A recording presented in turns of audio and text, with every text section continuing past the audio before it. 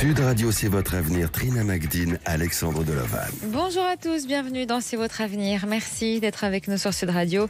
Je suis ravie de vous accompagner jusqu'à 17h et comme chaque jour, j'ai à mes côtés notre coach intuitif, Alexandre Delevanne, qui va vous donner son ressenti sur votre présent et sur votre avenir. Donc si vous avez besoin d'avoir des réponses à vos questions ou si vous voulez seulement savoir ce qui vous attend demain, dans les prochains mois et dans les prochaines années de manière générale, eh bien vous pouvez nous appeler dès maintenant au 0826 300 300. Bonjour Alexandre. Bonjour Trina, bonjour à tous. Comment allez-vous aujourd'hui ? Écoutez, en cette fin de semaine, ça va plutôt bien. Hein. Bon, les températures se sont apaisées un peu, donc tout va bien. Hein. Vous êtes en forme ? Oui, en forme, oui. Pourquoi vous me sentez un peu fragile, fatigué ? Non, c'est la question. Comme c'est la fin de semaine, bon, des fois on est peut-être un peu KO. Peut-être que vous voulez me proposer une sortie pour ce week-end. Peut-être que, je sais pas. Dans tous les week-ends, vous allez essayer de venir avec moi. Vous savez que le week-end dernier, votre samedi shopping... Je m'en souviens encore. Hein. Oui. Ah oui. Beaucoup m'ont envoyé des messages pour me demander si vous étiez avec moi. Il y avait trop de files d'attente dans les magasins que vous allez. Vrai. Faudrait aller dans des magasins un peu moins connus, peut-être. Oui, ou peut-être pas le week-end. Il y aura peut-être moins de monde. Exactement. Voilà, c'est ça. Allez, tout à l'heure, on s'intéressera à la malédiction des 27 ans, avant la superstition du jour et l'ange du jour. Et on démarre avec Valérie. Bonjour Valérie. Oui, bonjour. Merci de me recevoir à Sud Radio. Merci à vous Valérie. Vous nous appelez d'où ? De Bordeaux. Très bien. Alors, vous avez subi du harcèlement au travail, c'est ça ? Oui, c'est ça. Depuis 14 ans, je travaille dans une administration et j'ai subi depuis environ 2 ans un type de harcèlement au travail avec la mise à l'écart, une ambiance lourde, des difficultés à travailler dans de bonnes conditions. Malgré une tentative d'écoute de la hiérarchie et mes écrits sur le sujet, la situation n'a pas été, je pense, prise à la hauteur de ma souffrance. Et puis, après, ça n'a pas trop bougé. Donc là-dessus, j'aimerais bien connaître le ressenti d'Alexandre sur l'issue de cette problématique. Quand vous parlez d'ambiance lourde, c'est-à-dire quand vous parlez d'ambiance lourde et de mise à l'écart, qu'est-ce qui se passait exactement, concrètement au quotidien ? Des choses pas très bienveillantes à mon égard. C'est difficile à dire comme ça, mais des choses pas correctes, des informations, de la rétention d'informations, des choses comme ça. C'est sur quoi ? C'était sur votre travail, votre façon de travailler, votre physique, votre façon de travailler ? Oui, là, sur le travail, surtout par rapport au travail, je pense. Voilà, donc du coup, ça m'empêchait de travailler correctement. Parlez bien dans votre téléphone, s'il vous plaît, Valérie, on a du mal à vous entendre. D'accord, donc, alors, est-ce qu'il y a eu une enquête qui a été faite ou... Oui, apparemment, il y a quelque chose de fait. Je ne sais pas l'issue que ça va avoir. Et après, je voulais savoir si j'allais retrouver du travail. D'accord. Alors, Alexandre. Voilà. Alors, juste, et je vais, excusez-moi d'aller plus loin dans le questionnement, mais juste une petite question. Est-ce que vous êtes la seule concernée ou il y a d'autres personnes qui sont concernées dans votre service ou dans votre secteur d'activité ? Alors, là, a priori, il y aurait surtout moi, mais je pense que ça s'est déjà produit pour d'autres personnes. D'accord. Mais ça, je ne sais pas. Parce que les gens ne parlent pas. D'accord. Non, je vous dis ça parce que j'ai l'impression qu'il y a autre chose qui pourrait ressortir en dehors de vos problématiques que vous avez eues, mais il y a d'autres choses. Des cas similaires, vous voulez dire ? Peut-être des cas similaires ou d'autres situations.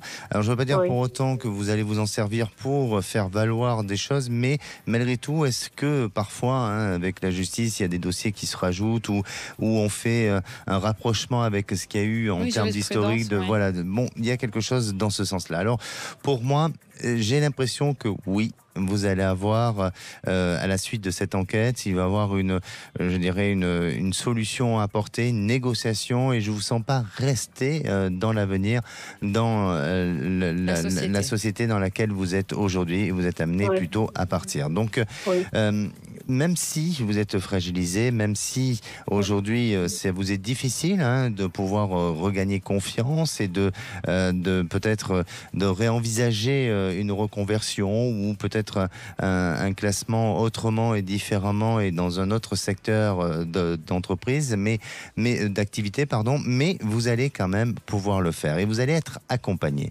Je sens qu'il y a une femme à vos côtés, c'est une personne professionnelle qui peut essayer de vous prendre en charge ou en main, et ça peut être peut-être exigé ou donné, alors je ne sais pas si c'est d'un point de vue recommandé d'un point de vue juridique ou c'est peut-être par un autre biais d'une organisation ou d'une administration qui peut vous laisser cette possibilité d'avoir cet accompagnement-là, et on dirait que à la suite de ça, cette personne va vraiment vous redonner confiance et va s'investir sur peut-être une manière de vous peut-être de vous vendre, d'aller dans la recherche d'emploi à nouveau ou de pouvoir vous réintégrer au secteur de l'emploi. Et ça, vous verrez que à la suite de ça, ça sera complètement bénéfique parce que vous allez sortir de grandes PMI peut-être des grandes entreprises ou des groupes ou des grands secteurs, et pour aller vers plutôt une petite entreprise, une PME ou quelque chose comme ça. Et là, ça vous permettra de retrouver plus de confiance. D'accord, oui, bon, d'accord. C'est votre but d'aller vers une petite structure? Oui, plus une structure plus à dimension humaine, on va dire, oui. J'aimerais bien. Oui, mais alors je ne sais pas si à vos côtés il y a déjà une personne, une femme qui a pour intention de vous aider? Oui. Oui. Est-ce qu'on peut en savoir un peu plus? Non, je peux pas en dire trop plus, mais en fait, je pense que ça se profile. Oui, elle est là. Elle est présente. D'accord. Donc ça peut être ça. Et oui, ça peut être ça. C'est tout à fait vrai, oui. Oui, et je pense que vous êtes en confiance avec cette femme. Oui. À vous d'essayer de sortir, parce que je pense que quand on vit du harcèlement ou quand on vit des périodes difficiles comme ça, on peut rester un peu traumatisé par ce qu'on a vécu, ce qui est normal. Mais à vous d'essayer de sortir de ça, de ces schémas difficiles et surtout de reprendre un peu plus de confiance en vous, et vous verrez qu'en reprenant confiance en soi, ça permet de redonner un peu de confiance en l'autre, même si vous devez garder toujours une marge de prudence et d'observation, surtout pour éviter de retomber dans des schémas ou dans des fragilités de ce que vous avez vécu auparavant. Mais pour moi, je ne pense pas du tout que vous allez revivre à l'avenir ce que vous avez vécu. Donc, vous êtes sur, on va dire, et c'est un terme qui est peut-être pas le plus approprié, mais vous êtes sur une voie de guérison et vers quelque chose de mieux dans l'avenir. C'est parfait, super, merci beaucoup. Valérie d'avoir été avec nous sur Sud Radio. Merci encore. À bientôt. Journée. Merci, au revoir. À vous aussi. Allez, on part sur le groupe Facebook C'est votre avenir. Prendre le message de Marion qui nous dit: j'ai rêvé que j'assistais à un combat entre un crocodile et une girafe. Comment l'interpréter? Alors, étonnant. Oui, bien sûr, oui. Elle était dans un zoo. Elle ne précise pas. Bon, j'imagine. En tous les cas, peut-être pas.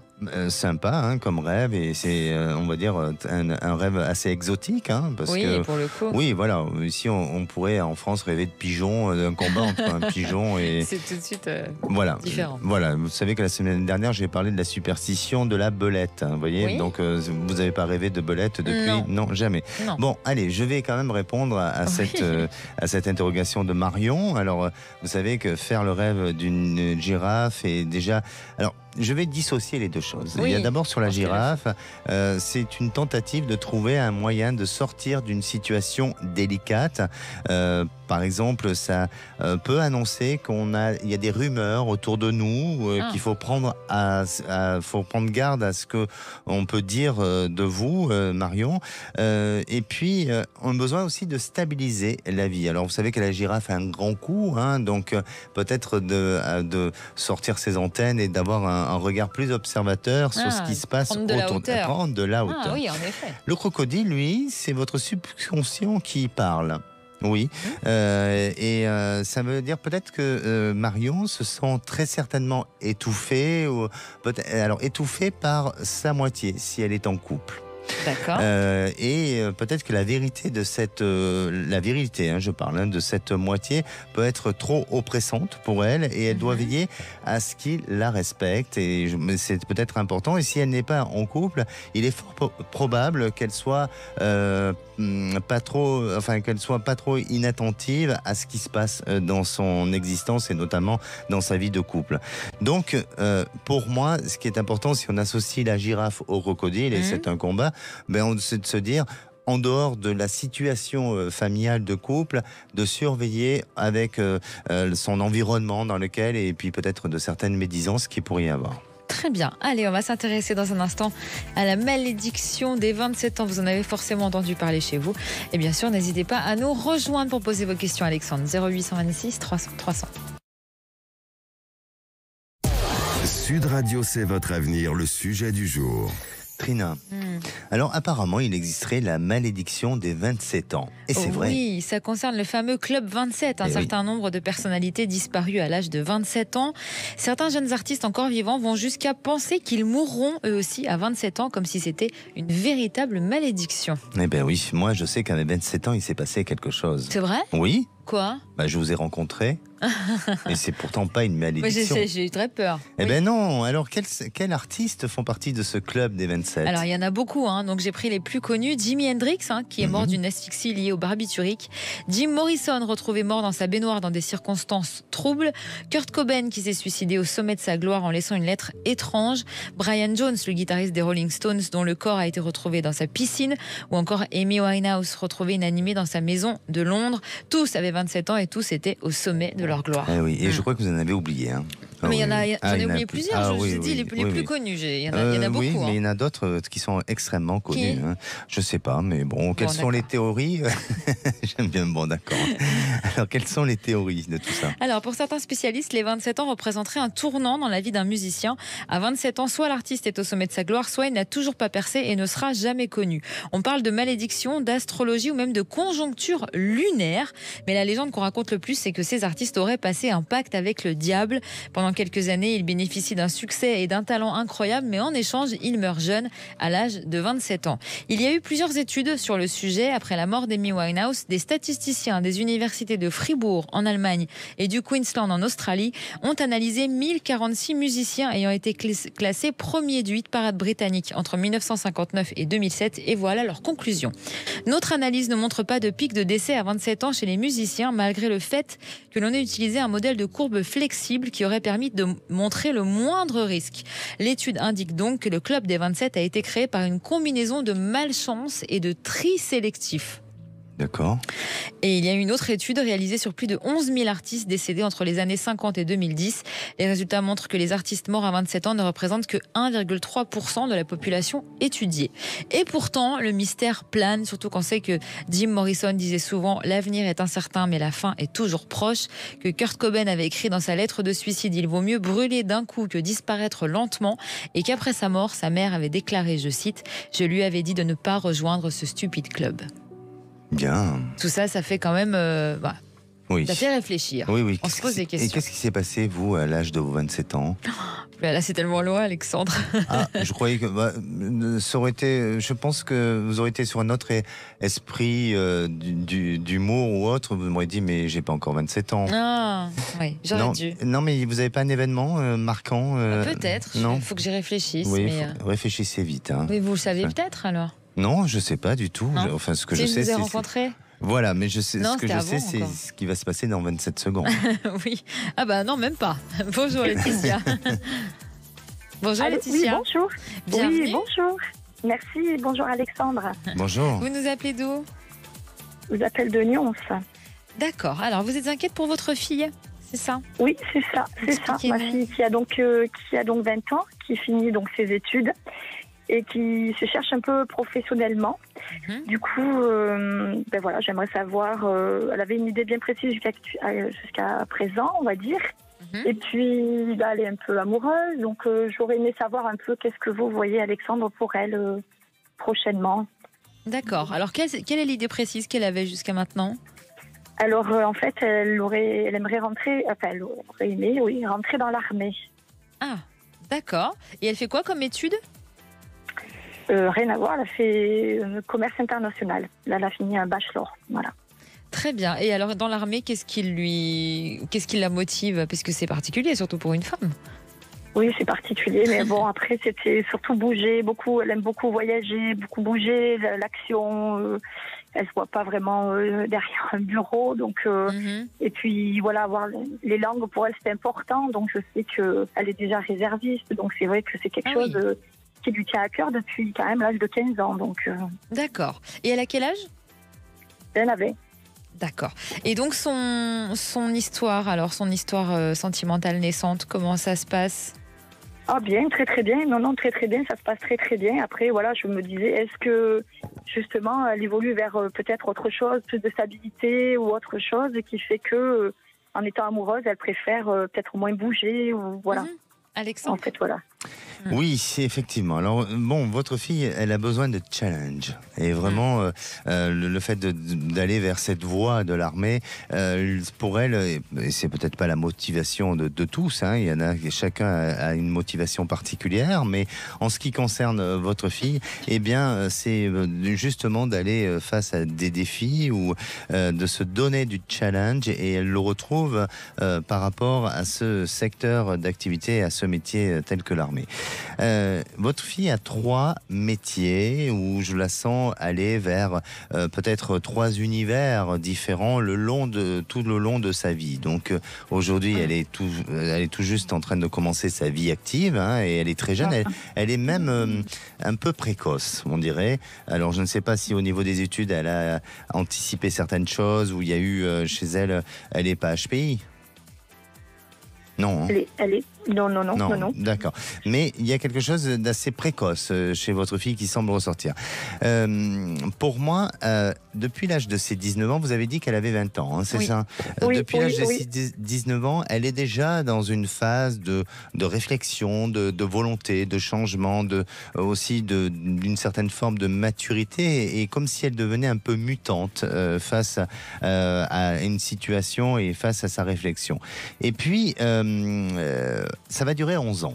Je sens que voilà, à partir jusqu'à ses 30 ans, elle va aller dans une réalisation, et à partir de ses 30 ans, elle sera amenée, 31 ans, elle sera amenée à aller vers un autre univers et vers autre chose. Alors, de ce qu'elle a fait aujourd'hui et par rapport à son cursus universitaire, c'est très bien, c'est très positif, parce que ça lui sera utile. Mais vous verrez que il y a beaucoup de contrastes chez votre fille, et à l'avenir, dans les métiers qu'elle pourra vouloir s'engager, ou en tous les cas se réaliser, pourront être complètement opposés ou contrastés par rapport à par rapport des uns ou des autres métiers, voyez. Donc pour moi, l'armée, je pense qu'elle va y aller. Donc les 11 ans, ce serait dans l'armée alors? C'est possible. Oui, c'est possible. Oui. Son premier métier, plutôt dans l'immédiat, l'armée, ou vous voulez dire qu'elle attend, Non, je crois qu'elle va y aller. Je crois qu'elle a envie, et je crois qu'il est temps de le faire. Alors quand je parle d'armée, c'est pas pour aller sur le front et peut-être faire la guerre. Je la sens pas dans cet état d'esprit-là, mais peut-être effectivement aller sur des missions un peu secrètes, sur des choses sur lesquelles elle va travailler. Et voilà, il y a quelque chose un peu autour de la défense, du secret. Il y a pas mal de choses qui semblent ressortir et qui l'amènent forcément à voyager et à bouger. Bon. D'accord. Et après, est-ce que vous arrivez à ressentir après ce dans quoi elle va changer au bout de ces 11 ans? Est-ce que un domaine? Oui. Je peux vous le dire aussi. Et on veut le savoir. Parce que Trina est très curieuse de savoir. Mais j'attendais Laetitia un peu plus d'engouement quand même. Oui, mais je vous laissais parler, j'attendais de voir. Ah, d'accord. Bon, parce qu'on a envie que nos auditeurs soient quand même assez... qui s'expriment, vous voyez. Alors, oui, bien sûr. Alors, c'est très étrange. Pardon, j'en perds la voix. Mais c'est très étrange parce que je sens l'immobilier. Rien à voir avec l'armée, en effet. Non, rien à voir. Un pétard. Et vous avez dit pétard. Pétard. Bon. Pétard. Oui. Ça n'a rien à voir. Ça n'a rien à voir, effectivement. Vous êtes d'où? De quelle région? Sud, dans la Drôme. Oui. Sud-est, d'accord. Oui, parce que dans le sud-ouest, on le dit aussi beaucoup au pétard. Hein. On le dit partout, hein, peut-être d'ailleurs. Oui, voilà. Alors, oui, l'immobilier, je pense qu'elle aura besoin d'investir dans l'immobilier, de faire des choses qui touchent à la notion du tourisme, c'est-à-dire peut-être d'investir dans l'immobilier pour après peut-être faire de la location ou autre, mais ça touchera à la notion du tourisme. Et c'est là où ça lui sera utile, ces études de commerce, où ça pourra lui être utile pour ce genre d'activité-là. Et sur sa relation actuelle ? Ça se maintient. Ça se maintient. Ça se maintient. Je pense qu'elle est heureuse. Oui. Ah oui, très heureuse. Oui. Donc oui, je voulais savoir, c'est du sérieux pour vous. Voilà, le baromètre est assez sympa. Ça se maintient. Merci Laetitia d'avoir été avec nous. Je vous remercie. Merci beaucoup Alexandre. Merci. À bientôt Laetitia. Allez, on vous attend vous aussi sur Sud Radio 0826 300 300. À tout de suite. Sud Radio, c'est votre avenir. Trina Magdine, Alexandre Delevanne. De retour dans C'est votre avenir, c'est toujours bien sûr notre coach intuitif, Alexandre Delevanne, qui vous éclaire sur votre futur. Donc n'hésitez pas à nous appeler au 0826 300 300. On va avoir Noël, mais d'abord c'est la superstition du jour. Et oui, alors vous savez, Trina, on est vendredi. C'est le jour des raviolis, comme vous dites souvent. Non. Ah non, c'est jamais, pas. je mange pas de raviolis. Ah, vous mangez pas de raviolis. Bon, peut-être. voilà. Mais par contre, dans vos rubriques, le vendredi, vous faites souvent des rubriques autour du paranormal, sauf aujourd'hui. Quand même. La malédiction des 27, c'était un petit peu... c'est vrai, effectivement, j'ai oublié déjà. Dites donc, qui êtes-vous ? Alexandre, tout simplement. Voilà. Alors, je me suis dit, comme Trina, elle n'est pas au rendez-vous, donc je vais faire quelque chose de paranormal au-dessus de ce qu'elle a fait. Allez, donc, faites-vous plaisir. Voilà, je ne suis pas aux 27 ans ni aux 29 ans, mais je vais vous parler des dames blanches. Ah là là, ça fait peur. Oui, ça fait très peur. Vous savez qu'on connaît ce phénomène de ces dames blanches qui apparaissent dans différents lieux de France et même du monde. On a pu recueillir des témoignages parfois terrifiants, on en a déjà parlé. Mais dans les croyances, les dames blanches, au-delà de ces silhouettes qui apparaissent au bord d'une route, il y a aussi des faits de ces dames blanches qui apparaissent aux personnes qui agonisent 3 jours avant leur décès. Mais c'est atroce ce que vous dites là. Vous parliez de mort tout à l'heure des 27 ans. Moi je vous parle des 3 jours avant le décès. Dites donc. Et il n'y a pas d'âge avec moi, vous savez. Alors on dit aussi qu'elles s'invitent aussi au mariage et aux naisses. Ces fameuses dames blanches. Vous avez déjà, j'imagine, assisté à un mariage ou à une naissance. Est-ce que vous avez vu... Une dame blanche, oui. Un mariage, il y en a toujours une. Il semblerait qu'elle n'augure de la mort que si elle porte des gants noirs. Donc voilà. Et dans certaines régions, elles rôdent autour des maisons isolées, mais toujours dans l'intention de les protéger des mauvais esprits et des démons environnants. Surtout, elles se trouvent souvent dans des lieux un peu marécageux, parce qu'elles adorent, un peu comme les ondines, elles adorent tout ça. Et en tous les cas, cette superstition de la Dame Blanche est un incroyable phénomène vécu par des milliers de personnes dans le monde. Et on a souvent parlé en France de la Dame Blanche de Palavas, les Flots. Oui, c'est vrai, où j'ai vécu. Voilà, vous avez vécu. Est-ce que vous avez eu l'occasion de lui dire bonjour, de discuter avec elle, rien ? Non, par contre, non. Et vous, je crois que vous avez vu la Dame Blanche, il me semble.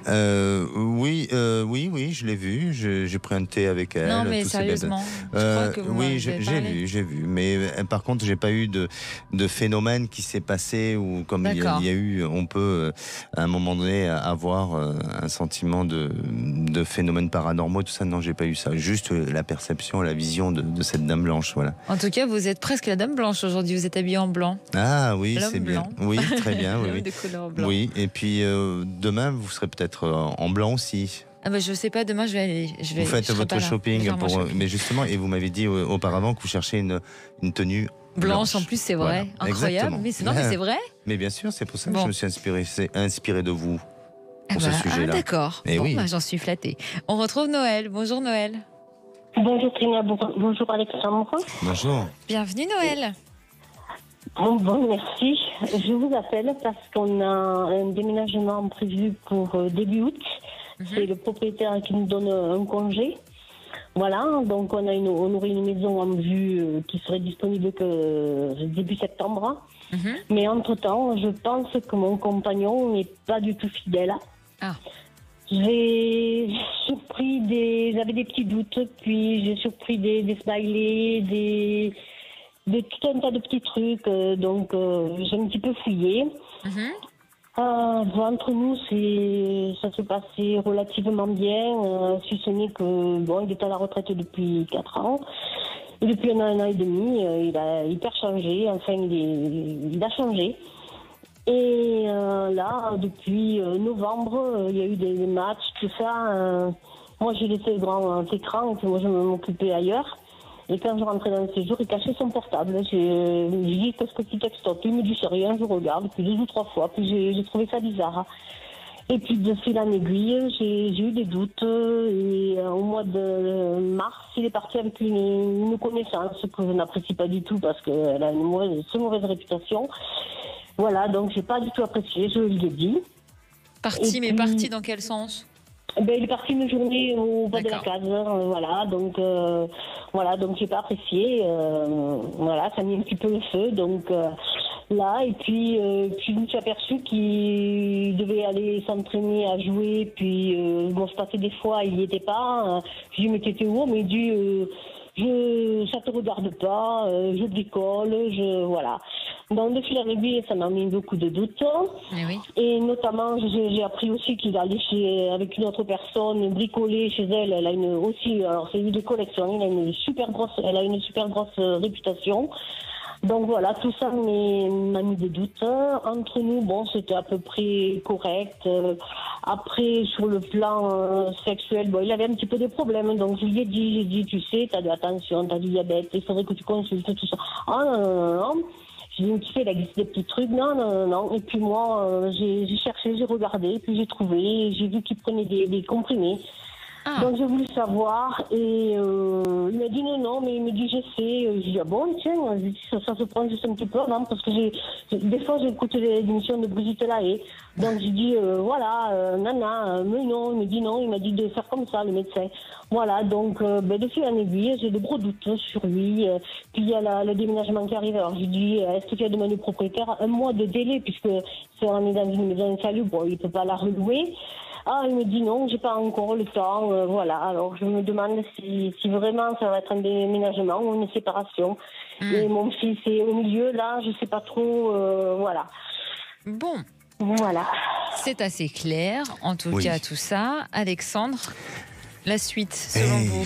Votre compagnon et votre mari, vous êtes mariés, pacsés, je crois. Non, même pas. Même pas. Ah, d'accord, ok. Ça fait 23 ans qu'on est ensemble. Ah, ok, d'accord. Bon, en tous les cas, on va dire que c'est votre conjoint et même si c'est pas officialisé d'un point de vue administratif, il y a quand même ce lien qui est là, qui est fort et pour moi qui persévère et qui résiste. Alors oui, votre compagnon est peut-être à la course de l'âge, peut-être qu'il a peur, peut-être que voilà, il a un besoin de renouveau, peut-être que il vit aussi une baisse de libido, il a besoin de rechercher cette libido et je suis pas en train de cautionner ou de porter un jugement sur votre vie, sur ses comportements à lui et tout ça, ce n'est pas à moi de le faire, mais ce que je ressens chez votre compagnon, c'est que il y a quelque chose qu'il est déstabilisé par justement une perte de libido et c'est comme si ça le minait, comme si ça l'amenait à se questionner réellement. Et quand il disait que, par exemple, il écoutait les émissions de Brigitte, eh bien, peut-être parce que, oui, justement, il avait besoin de comprendre. Non, c'est moi qui les écoute. C'est vous. Pardonnez-moi. C'est moi, oui, c'est moi. Décidément, je ne suis pas connecté là. mais en attendant, de ce que je ressens, c'est que cet homme a un besoin de peut-être de parler avec vous, de communiquer, de rendre la discussion libre pour essayer ensemble de trouver une possibilité, une solution pour que justement il nourrisse cette libido ou qu'il lui permette de la retrouver un petit peu comme ça a été auparavant. Et puis d'échanger aussi peut-être de votre quotidien. C'est peut-être le moment en dehors des relations extra-conjugales qu'il peut avoir, mais c'est peut-être le moment de se dire bon ben voilà, on a une échéance, on a quelque chose, il faut peut-être changer les choses et changer le cours de notre existence et le cours de notre vie. Donc pour moi, je sens pas une rupture. Je ne sens pas une rupture. Je pense qu'il faut que vous rentrez dans un discours et dans un langage très honnête entre vous et lui pour permettre de rendre la discussion libre, la discussion ouverte et essayer d'arranger les choses. Et je crois que à partir de là, vous pouvez l'aider aussi. Vous pouvez aussi, et pardonnez-moi de parler ainsi, mais de faire quelques efforts pour essayer d'améliorer votre intimité à tous les deux et permettre qu'à un moment donné, il aille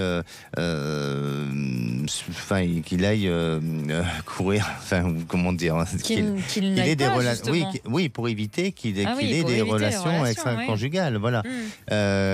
Et donc, je crois que vous pouvez l'aider et il y a des efforts qui peuvent être faits. Et en tout cas, je crois aussi en cette capacité et en cette possibilité à ce que votre couple puisse dépasser les problèmes. D'accord. Et donc le déménagement ? Et le déménagement, oui, il va se faire et c'est très bien. Il arrive peut-être à un bon moment parce que justement, ce déménagement va vous bousculer, va peut-être aussi permettre de repositionner pas mal de choses et de se recentrer pour repartir sur quelque chose d'autre. Mais aujourd'hui, vous ne parlez pas de séparation tous les deux ? Non, pour l'instant. Pas pour l'instant, mais moi je l'envisage parce qu'il n'est pas honnête, il me dit pas. J'ai posé la question s'il m'avait trompé sur la tête de ses 2 premiers enfants, pas sur le nôtre. Il m'a juré que non, mais je le sens pas franc. Je pense qu'il m'a trompé et qu'il me trompe encore. Oui, c'est possible. Enfin, je dis pas que c'est exactement ça, mais c'est vous avez l'intuition féminine, vous avez des doutes et c'est peut-être fondé. Mais la question surtout, Noël, c'est est-ce que vous pouvez vous projeter encore avec quelqu'un ? Est-ce que vous souhaitez vous projeter avec quelqu'un qui n'est pas fidèle ? Non. Voilà. Et oui, c'est pour ça que je crois qu'il y a des efforts qui sont donnés de chacun de son côté, et vous aussi essayez de faire en sorte main dans la main, parce qu'un couple c'est à deux, c'est main dans la main de se dire on va sortir du problème. Et si bien sûr il ne donne aucun effort, alors là par contre prenez la bonne décision. Mais pour moi, je ne vois pas une séparation. Bon, vous le percevez pas comme ça, en tout cas. Merci beaucoup, Noël, d'avoir été avec nous sur Sud Radio. Alexandre, on passe maintenant à l'ange du jour. Quel ange on célèbre le 30 juin ? Et Trina, aujourd'hui, on célèbre la Sainte Martiale. Lorsqu'en juin, on voit sa fin, Saint Martial souvent lave le chemin. Alors, l'ange qui gouverne cette journée, c'est Hiératel. Il vous aide au renoncement, il développe aussi l'optimisme et la joie. Il donne l'envie de réagir et de réussir. Et sa formule d'invocation est celle de dire « Je souhaite semer afin qu'autour de moi, on récolte ». Ah, très bien. Alors, vous pouvez aussi l'invoquer en visualisant la couleur magenta et or. Sa pierre de chance, c'est le quartz fumé. Vous savez que le quartz fumé sont originaires d'Écosse. Auparavant, ils étaient utilisés pour décorer les costumes nationaux et sont devenus la pierre nationale là-bas. On en trouve aussi au Brésil, aux États-Unis, mais même en Europe, puisque on n'y est pas loin. L'Écosse n'est pas très loin non plus. Alors, sur le plan psychique, il calme les émotions trop fortes qui embrouillent la pensée efficace et par la même occasion, il améliore la lucidité et la concentration. Un anniversaire du jour aujourd'hui, celui du grand boxeur Mike Tyson. D'accord, et un souvenir ? Non, pas de souvenir. Eh bien, on va s'en souvenir. On accueille Karine. Bonjour Karine. Bonjour Trina, bonjour Alexandre. Bonjour. Bienvenue Karine. Alors, vous souhaitez nous faire un retour de prédiction ? Oui. Rappelez-nous pourquoi vous nous aviez appelé. Eh bien, écoutez, il y a un peu plus de 2 ans et demi, j'étais auxiliaire de puériculture en milieu hospitalier. J'avais demandé à Alexandre si un changement au niveau professionnel était possible pour moi. Voilà, donc il m'avait dit que ce serait effectivement possible, mais qu'il fallait laisser passer au moins 2 ans. D'accord. Vous m'aviez dit effectivement, que le milieu hospitalier ne me correspondait plus, ça correspondait plus à mes attentes, que j'allais certainement faire évoluer mon métier dans une voie similaire. Alors peut-être vers des médecines alternatives, et vous m'aviez parlé d'un cycle de formation que j'allais vouloir entreprendre en fait et qui se compléterait, et vous avez évoqué un rapport avec la respiration et vous m'avez parlé de la sophrologie. D'accord. Voilà, donc à l'époque la sophrologie, ça me parlait pas trop, je me suis dit ça m'avait pas trop percuté. Sauf qu'aujourd'hui, suite à un accident de travail, j'ai été déclarée inapte à mes fonctions. Oui. Et donc, je suis dans une demande de reclassement. Et à l'annonce de cette nouvelle qui n'était pas évidente, j'ai décidé quand même de faire un bilan de compétences que j'ai fini ce mois-ci. Et c'est la sophrologie qui est ressortie comme métier qui correspond exactement à ma personnalité professionnelle et à mes valeurs. C'est vraiment... Et c'est vrai que j'y ai beaucoup pensé pendant ce bilan, et j'en entendais parler énormément à la radio, à la télé autour de moi. Voilà, ce métier, je le voyais partout en fait. Donc, et oui, forcément, voilà. Vous étiez focus dessus. Très bien. Ouais. Donc, quel est votre... à Alexandre. Eh bien, écoutez, là, j'aimerais beaucoup, en fait, c'est vrai, devenir sophrologue. C'est un métier qui me plaît vraiment beaucoup, de plus en plus. De plus je le découvre et plus je l'aime. Mais ce qu'il y a, c'est que je dois prochainement signer un contrat de reclassement avec l'hôpital. D'accord. Voilà, quand je suis inapte à mes dernières fonctions, suite à cet accident de travail qui m'a vraiment fait très, très mal au dos. Donc... Je doute beaucoup parce qu'alors soit l'hôpital m'accompagnerait me proposerait un poste toujours dans l'hôpital, voilà, un poste adapté à ma pathologie, ou voilà, me ferait un accompagnement financier en formation, etc., mais pour quitter l'hôpital. D'accord. Alexandre, bravo pour votre retour de prédiction, déjà, pour votre prédiction et pour la suite. Merci, et surtout, je suis très heureux que ça vous ait accompagné ou que ça vous accompagne vers une révélation et vers votre réalisation. Alors moi, je vous sens être aidé par l'hôpital, c'est-à-dire que à la fois, je pense qu'il faut peut-être utiliser, et je dis utiliser, c'est pas péjoratif ou quoi que ce soit, mais donner tous les moyens par l'hôpital de vous accompagner sur l'évolution et sur les possibilités. Parce que dans le domaine de la sophrologie, je vous sens être capable de pouvoir le faire. Je vous sens aussi vous réaliser dans ce domaine-là et peut-être même de pouvoir y faire votre place. Mais en attendant, eh bien, il peut y avoir des périodes de fragilité, de doute qui s'installent et puis surtout avant de trouver une réelle stabilité matérielle et financière. Et plus vous serez soutenu par une structure et plus ça vous permettra de vous de gagner de la confiance sur l'avenir et de permettre d'avancer. Donc ça, c'est une période de 2 ans. C'est-à-dire que pour moi, entre maintenant de ce qui va s'envisager, de l'accompagnement que vous allez avoir et de votre réalisation future, il se passera 2 ans. Et je crois vraiment que l'hôpital a les moyens d'être dans cette notion d'accompagnement et d'autant plus que par le biais de l'hôpital, ça vous permettra aussi peut-être d'avoir des réseaux ou des contacts qui vont vous introduire pour justement peut-être en parallèle développer votre activité de ça s'expliquerait. Voilà, donc possible. Pour moi, je crois qu'il faut vraiment utiliser ou en tous les cas prendre toutes les possibilités que vous pouvez avoir au sein de l'hôpital. Bon, merci beaucoup Karine d'avoir été avec nous et puis tenez-nous au courant pour la suite. Allez, venez nous rejoindre sur Sud Radio 0826 300 300, on sera de retour dans quelques instants. Sud Radio, c'est votre avenir. Trina Magdine, Alexandre Delevanne. Et de retour sur Sud Radio pour la dernière partie de C'est votre avenir. Quel est le numéro du standard, Alexandre ? Le 0826 300 300. Je crois que je l'ai mal dit. Hein. Vous pouvez me redire ? 0826 300 300. Là, je crois que c'était pas mal. Hein. Si vous voulez avoir, le ressenti et les conseils. Mais il reste quelques minutes pour appeler. Quelques minutes avant les vraies voix, bien sûr, présentées par Philippe David et Cécile Le Minibus. Et puis ils peuvent appeler aussi pour les vraies voix aussi. Hein. Ah, mais par la suite, bien évidemment. Par la suite, évidemment. Allez, on accueille Marielle. Bonjour Marielle. Bonjour Trina, bonjour Alexandre. Bonjour. Bienvenue Marielle, vous nous appelez d'où ? De Nîmes. Ah, de Nîmes, le Gard, on aime beaucoup. C'est ça. Alors, vous avez rencontré un homme sur un réseau social ? Oui, sur une application de rencontre, plus exactement, oui. Racontez-nous. Alors, on va dire que depuis 8 mois, j'ai une vie, ma vie a totalement changé puisque je me suis séparée de mon mari où on avait vécu 21 ans ensemble. Le mois d'après notre séparation, en effet, j'ai rencontré une personne et ça a été comme une évidence. Où on a passé 6 mois extra avec des difficultés parce que moi je suis dans ma séparation donc tout ce qui implique le déménagement, la mise en place avec les enfants, etc.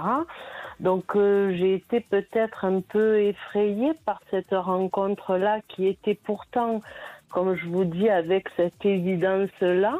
Une simplicité dans notre rencontre, mais moi en me mettant toujours, je pense, un peu des barrières. Et il y a 15 jours, on s'est séparés, mais avec le cœur serré quand même. Et cette personne-là m'a bloquée. Et donc, je n'ai plus de contact avec elle. Mais voilà, il me manque. Il me manque. Donc, votre question, c'est est-ce que vous allez vous revoir ?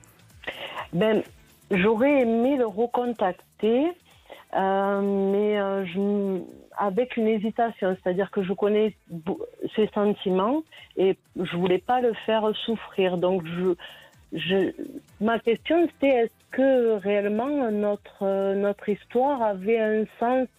Alors, est-ce que c'était une expérience qu'on devait vivre tous les deux sur ces 6 mois-là ? Et puis, ça nous apprenait autre chose pour le reste de notre vie. Ou est-ce que là, on n'a pas su faire, ou est-ce que j'ai mis trop de distance et qui a fait que ça vaut pas le coup de le recontacter, parce que j'ai la possibilité d'aller le voir, mais j'ose pas le faire. Oui, c'est ça. Alors, Alexandre. Oui, on vous écoute. Marielle, bon, je comprends tous ces questionnements et je crois que aujourd'hui il y a au fond de vous des remords, une culpabilité par rapport à votre histoire et à la fin de cette histoire, et vous auriez aimé que ça se passe autrement et différemment, et je crois que c'est valable pour tout le monde. Quand on rencontre quelqu'un, on a toujours envie que l'histoire fonctionne bien, et aujourd'hui vous êtes face à cette notion de regret, mais je crois que la question, il faut se la poser avec soi-même et non pas par rapport au fait de savoir si vous devez le recontacter ou pas. Pourquoi ? Parce que pour moi, je crois que et je veux pas du tout influencer les choses négativement, mais je suis pas sûr que votre histoire était amenée à fonctionner. Je suis pas sûr que vous avez une compatibilité ensemble et que ça soit la personne qui puisse vous apporter un équilibre et une stabilité dans le futur. Alors même si vous avez sûrement peut-être vécu des bons moments au moment où vous étiez ensemble, mais pour moi, lui-même ne se projetez pas sur l'avenir. Et vous, il y a des freins qui sont là, qui sont trop présents et qui vous empêchent un petit peu de vous réaliser et de faire du lâcher-prise sur votre existence. Et donc, il y a une certaine forme de frustration qui semble apparaître. Alors, je ne veux pas vous faire une thérapie ou quoi que ce soit, mais je crois que lâchez avec vos peurs, lâchez avec vos doutes, lâchez aussi avec peut-être ce sentiment de regret, de culpabilité ou autre. Ce qui est fait et ne revenez pas en arrière, ne vous retournez pas, avancez vraiment pour affronter la vie autrement et différemment. Pourquoi ? Parce que pour moi, avec cet homme, je ne vois pas de continuité et je ne vois pas de grande possibilité. Maintenant, attention, rien ne vous empêche de le contacter à nouveau et de voir et de vivre votre propre expérience. Mais malgré tout, vous allez avoir une nouvelle réalisation. Il y a quelque chose de nouveau sentimentalement. À partir de cet automne 2023, vous êtes dans une phase de renouveau qui va progressivement vous amener à plus de confiance, donc à une belle réalisation sentimentale. Et on vous le souhaite, Marielle. Merci d'avoir été avec nous sur Sud Radio. Merci Alexandre. Merci. Lundi, c'est vous qui me remplacerez. Ah bon ? Jusqu'à jeudi. Bah oui, mais je n'étais pas informé de ça. Si. Ah oui. Je vous dis à vendredi prochain, mais ça va très bien se passer. Vous partez autant de jours. Oui. Et pour quelle raison ? Je peux avoir un motif d'absence ? Vous voulez le savoir ? Oui. Alors, je vais tourner dans un film. Voilà. Incroyable. C'est pour ça que je dans m'absente Joséphine Ange Gardien. Non, ça ce serait plutôt vous. Et chez vous, n'oubliez pas en tout cas, rendez-vous ce dimanche à 18h pour le meilleur de Sud Radio. Allez, je vous laisse avec Philippe David, Cécile de Minibus et toute l'équipe des Vraies Voix. Excellente fin de journée à tous à l'écoute de Sud Radio.